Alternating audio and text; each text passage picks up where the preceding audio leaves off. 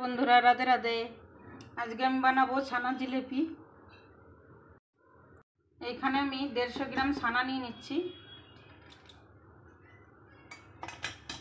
আর 200 গ্রাম ময়দা। এখানে নেব আমি বেকিং সোডা আধা চামচ আর বেকিং পাউডার আধা চামচ, ছোট চামচের। এখন আমি আটা মাখার মতন এটা ভালো করে মেখে নেব। প্রথমে আমি জল দেব না,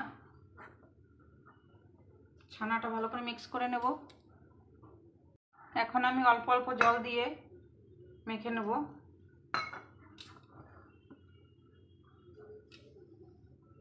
আমি মেখে নিয়েছি। ডোটা একদম নরম হবে না আর একদম শক্ত হবে না। এখন রেখে দেবো আমি 10 মিনিটের জন্য। এখানে আমি চিনির চাশনি বানিয়ে নিয়েছি। এর মধ্যে দিয়েছি একটু ফুড কালার। এখন আমি এটা থেকে ছোট ছোট লেচি কেটে নেব।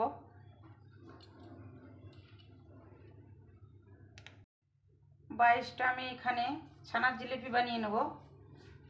200 গ্রাম ময়দা আর 150 গ্রাম ছানায় এখানে আমার 22টা ছানার জিলিপি হবে। আমি ছানার জিলিপিগুলো এইভাবে বানিয়ে নিচ্ছি।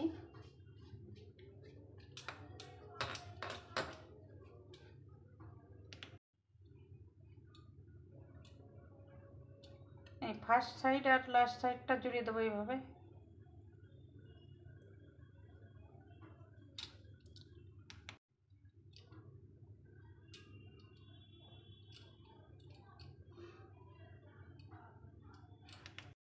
এই দেখো আমি সব এখানে বানিয়ে নিয়েছি। এখন আমি এগুলো ভেজে নেব। এখানে আমি ঘি নিয়ে নিয়েছি, হালকা গরম আছে। আমি এগুলো দিয়ে দেবো।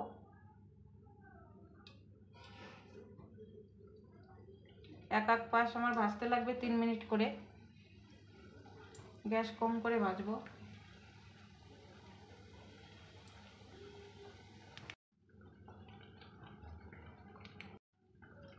এখন আমি এগুলো একটু উল্টে দিচ্ছি।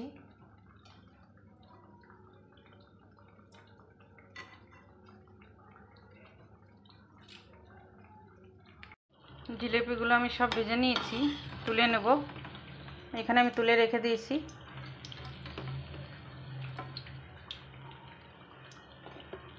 চিনির চাশনিটা একটু বড় পাত্রে নিয়ে নিয়েছি আর এটা গরম করতে রেখে দিয়েছি।